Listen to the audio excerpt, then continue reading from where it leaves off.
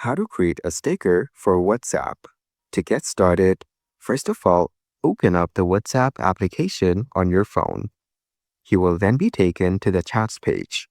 Here, you can view all your chats with friends on WhatsApp. Open a chat from this list. Now, go to the text bar at the bottom and tap on the stickers icon. Here, you can view all the available stickers on WhatsApp. You can also view the GIFs and avatar stickers over here.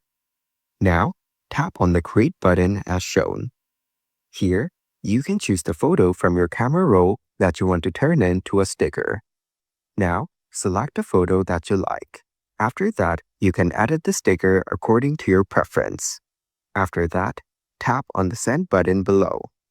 You have now successfully sent this photo as a sticker in this chat. You can repeat the same to create more stickers with your photos. Following these steps, you can easily create a sticker for WhatsApp.